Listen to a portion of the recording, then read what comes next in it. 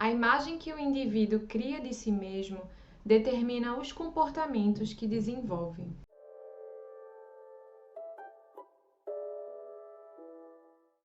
Oi, gente! Eu sou Letícia Lira de Souza, sou psicóloga clínica e, para quem não sabe, eu estou fazendo uma especialização na PUC do Rio, na área de psicoterapia existencial, e eu decidi trazer um dos livros que eu venho estudando, que a autora ela é nossa professora na PUC do Rio. O nome é Trilogia da Existência, Teoria e Prática da Psicoterapia Vivencial, de Teresa Ertal. E aí, eu decidi trazer um dos subcapítulos desse livro, porque toda vez que eu ensino alguém, eu consigo absorver mais fácil, né, compreender o assunto melhor, e também de quebra eu contribuo para outras pessoas.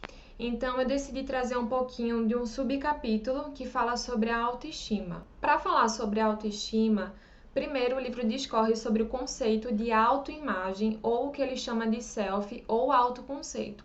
O que seria isso? São um conjunto de experiências que ocorrem no decorrer das nossas vidas que nos caracterizam, né? Que ficaram marcadas ali e terminam nos caracterizando como seres individuais. A autoestima chega nessa parte. E o que ela seria? É como se fosse uma atitude afetiva que a gente tem em relação ao nosso self. Simplificando, é a forma como a gente se sente com nós mesmos, a forma como a gente se enxerga. Então, se a gente fosse definir a autoestima, seriam as características que a gente utiliza para nos qualificar.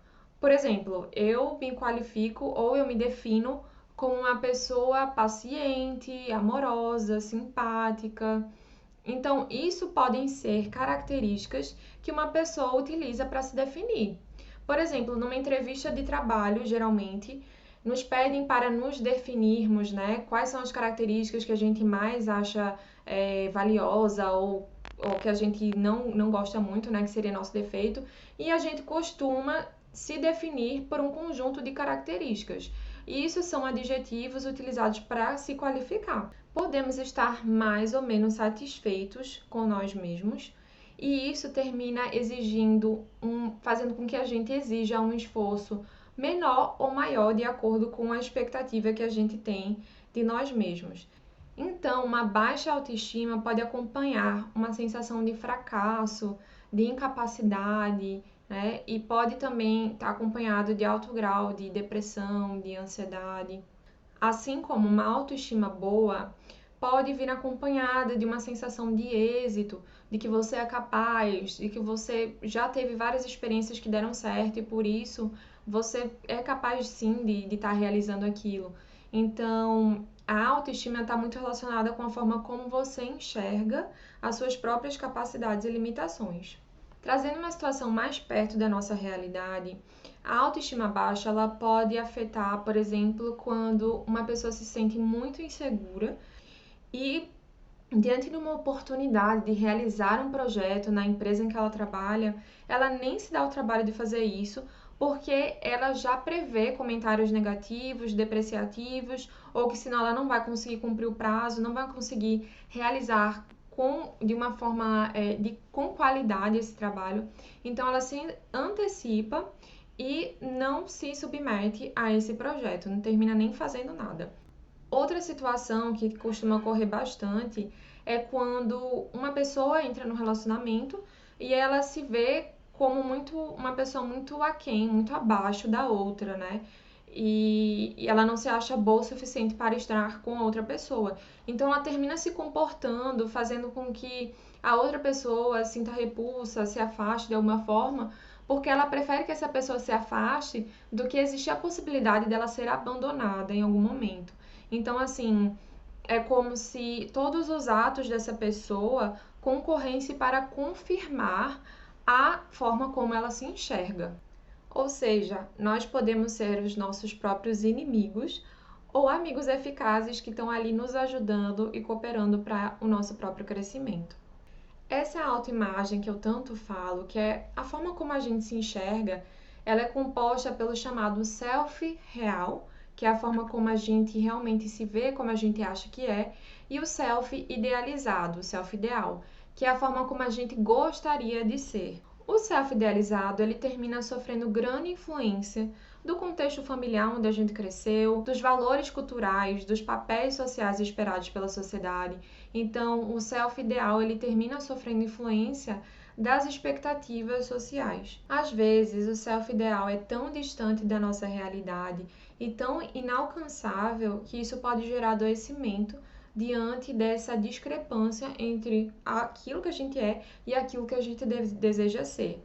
Mas o self-idealizado, ele pode funcionar como se fosse um impulsionador, um motivador, ou podemos ver como uma bússola para nos direcionar para aquela pessoa que a gente gostaria de ser num ambiente, num clima de crescimento. Então, o self-ideal, ele pode funcionar tanto como algo que vai prejudicar, porque existe uma discrepância muito grande entre aquilo que eu sou e aquilo que eu desejo ser, ou ele pode funcionar como algo benéfico que nos impulsiona para crescer e sempre melhorar em relação às nossas habilidades, capacidades e reconhecimento de limitações.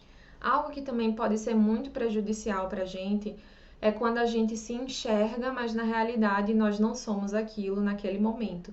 Então, é como se a gente tivesse uma percepção de um self real, mas que aquilo na verdade não condiz com o que a gente está apresentando no momento. Quando a gente enxerga essa diferença enorme entre aquilo que a gente acha que é e aquilo que a gente realmente é, surge uma urgência de mudança, uma necessidade enorme de mudar aquilo que você vem vivendo.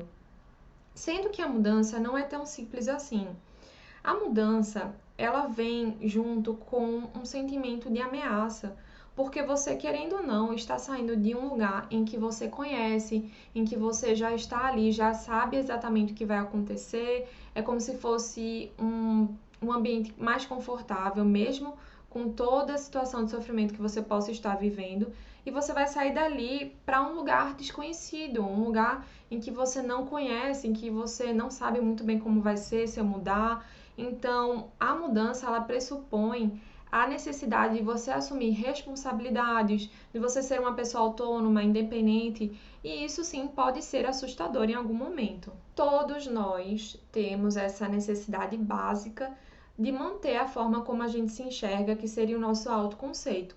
Então, nosso organismo, ele trabalha para que isso seja mantido, né? Ele sofre, é como se ele entrasse no estado de ameaça a partir do momento que ele prevê a mudança. E diante dessas mudanças, nosso organismo, ele cria barreiras através dos mecanismos de defesa, que acredito que muitos de vocês já devem ter escutado, né?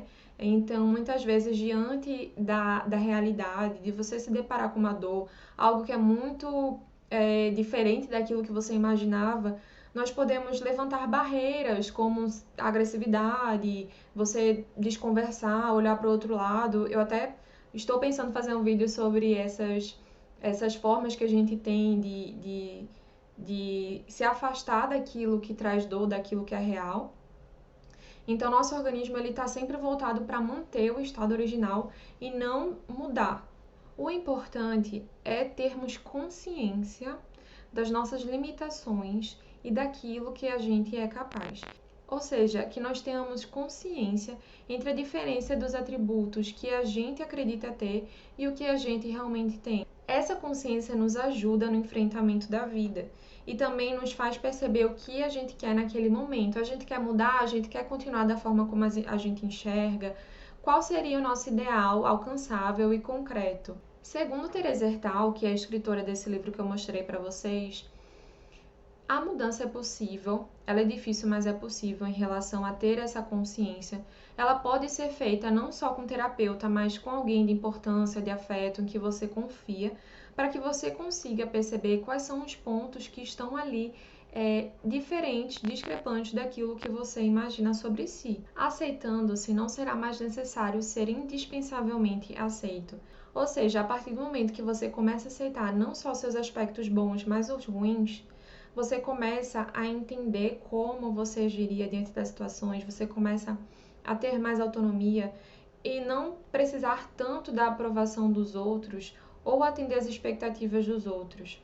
E você consegue construir um caminho que é só seu. Espero que vocês tenham gostado do vídeo.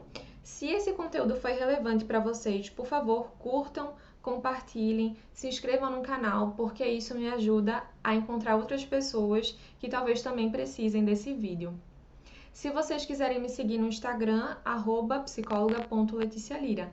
Até o próximo vídeo.